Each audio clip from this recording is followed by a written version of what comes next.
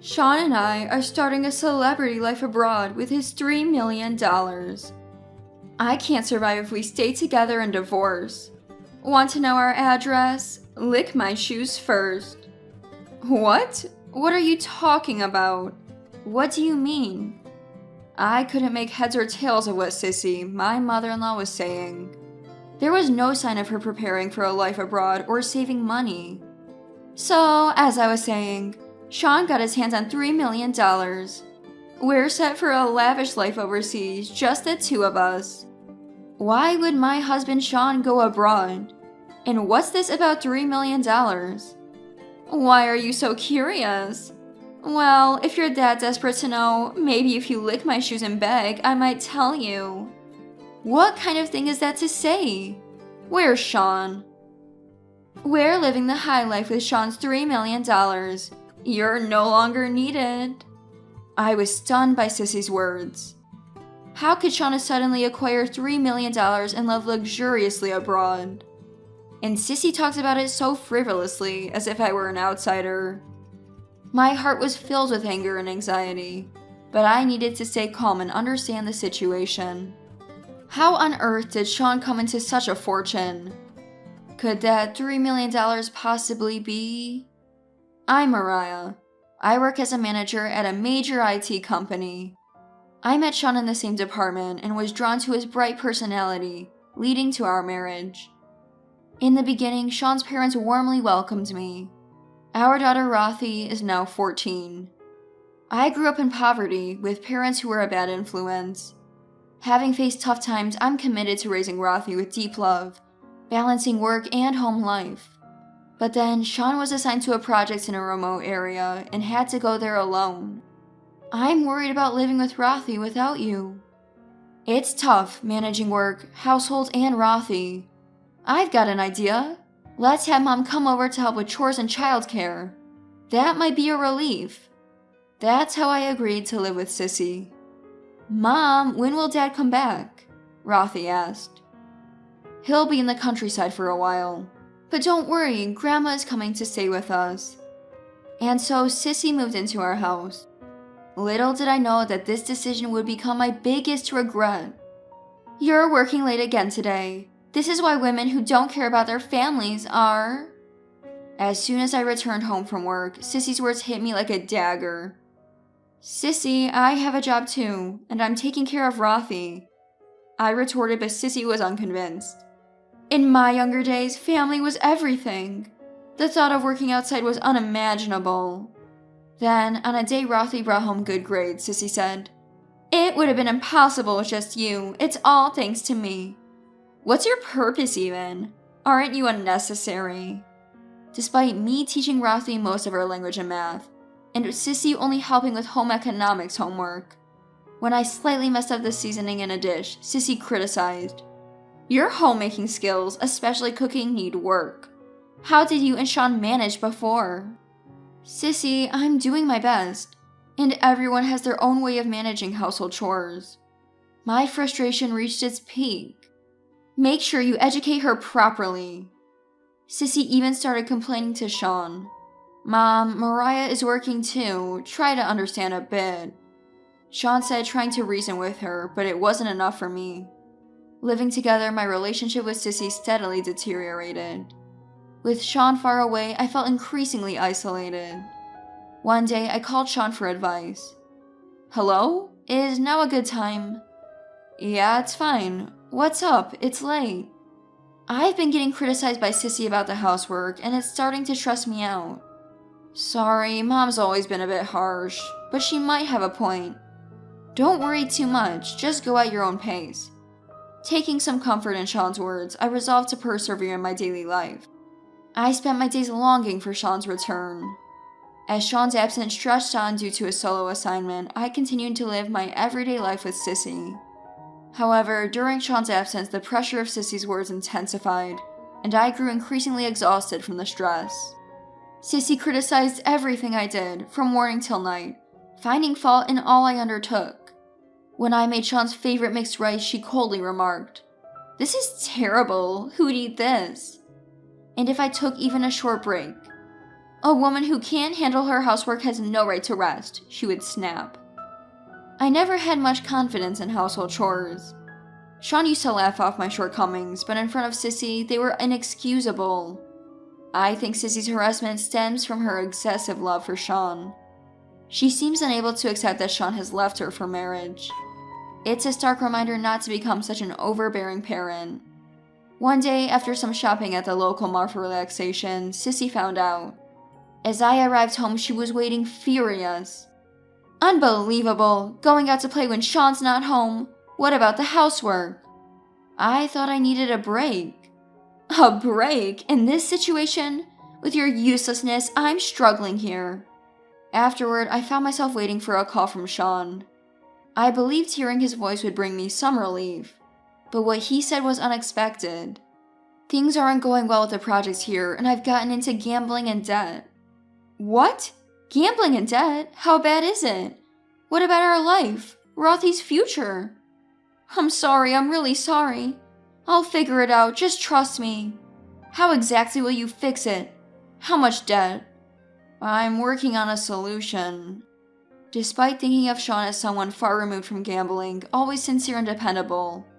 Since we met, he never once was late for a date, and after we started living together, he always came home right after work.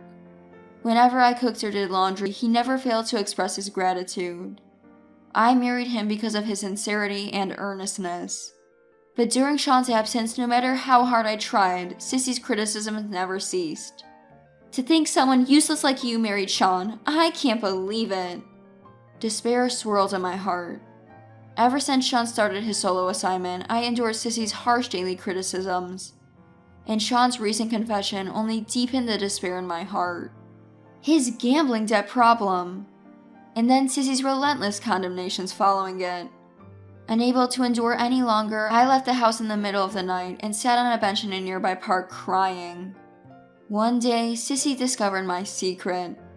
At dinner, she confronted me with it. You used to work at a club, didn't you? A mother like you working there, how shameful. Why do you know that? I showed your photo to an acquaintance while talking about Sean's useless wife. They recognize you. Seems you were incompetent even at the club.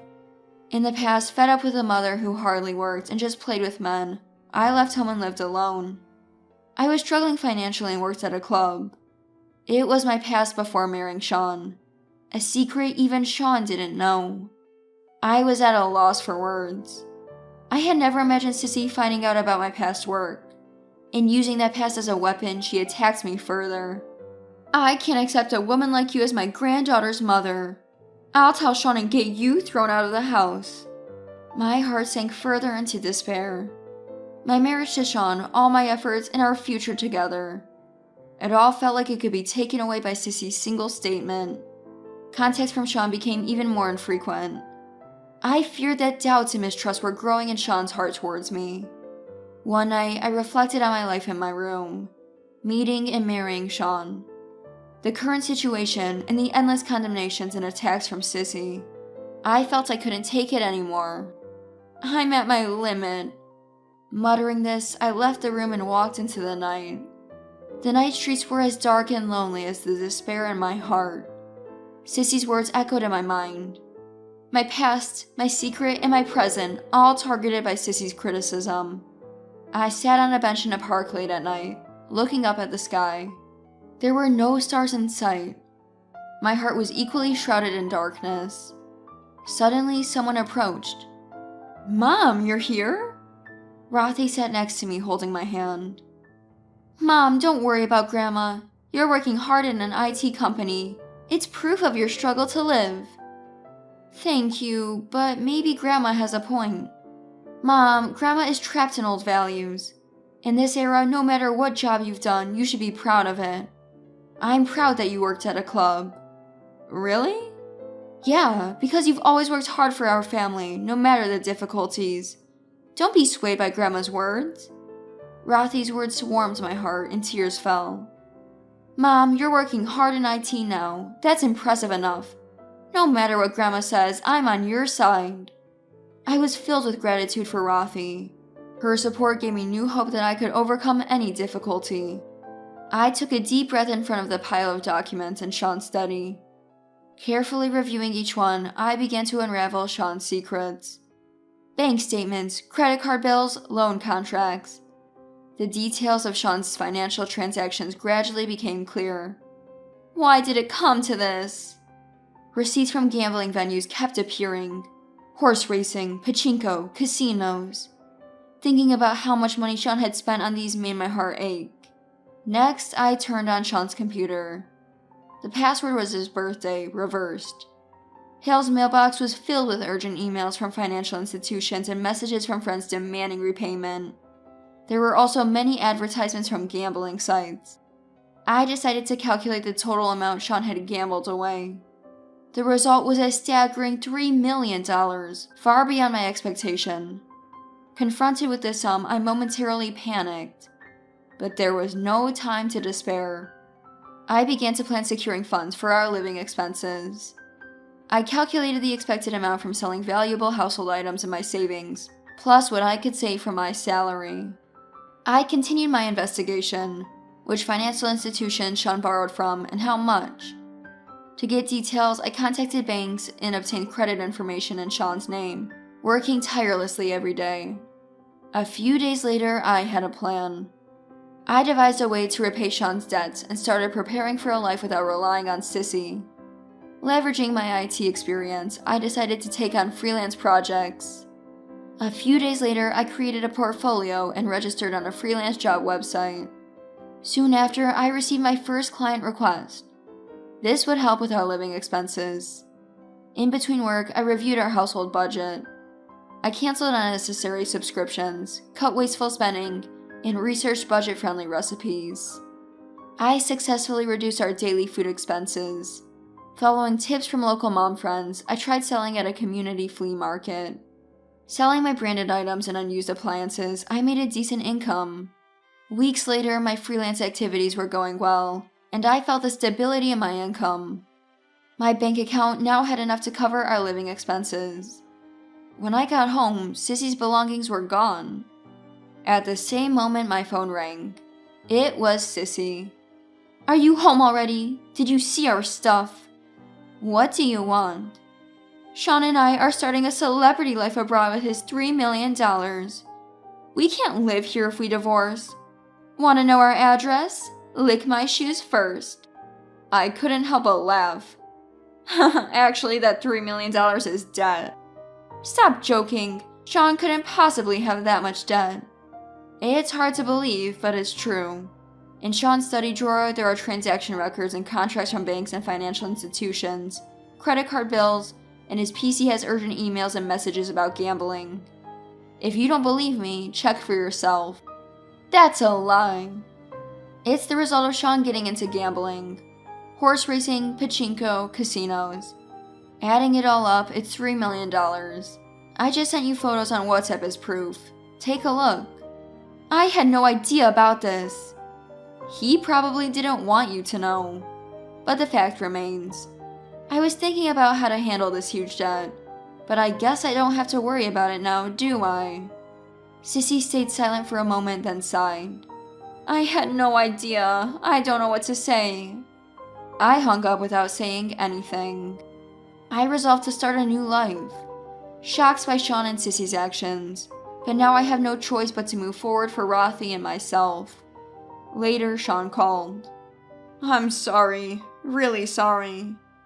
His voice was quieter than I'd ever heard, almost crushed. But his voice did not quell my anger. "How did it come to this?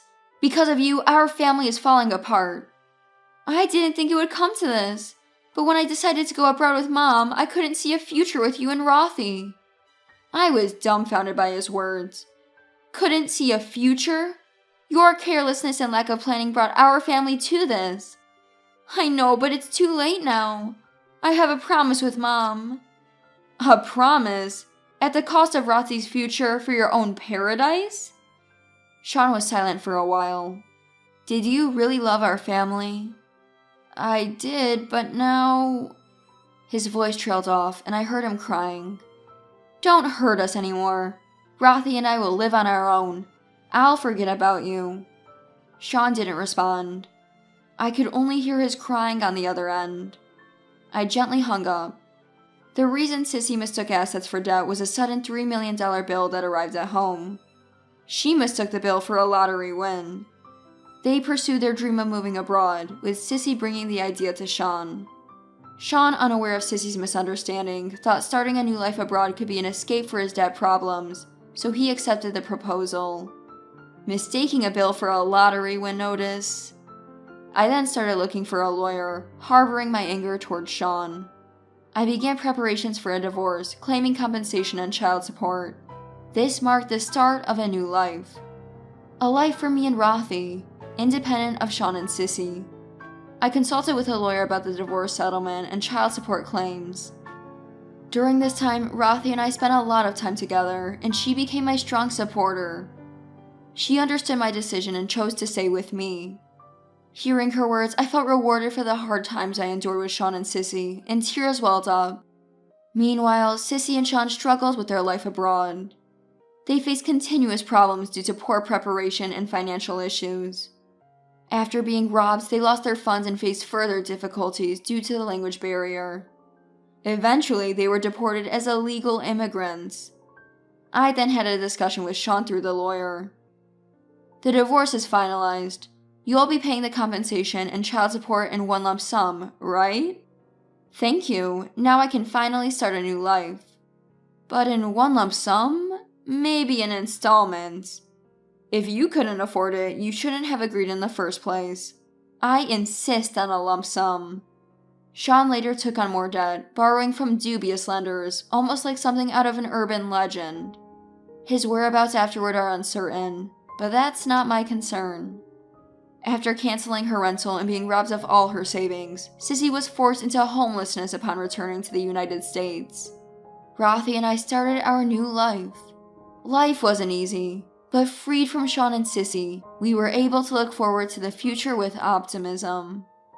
I want to live happily with Rothy, who saves me from rock bottom, working together in cooperation.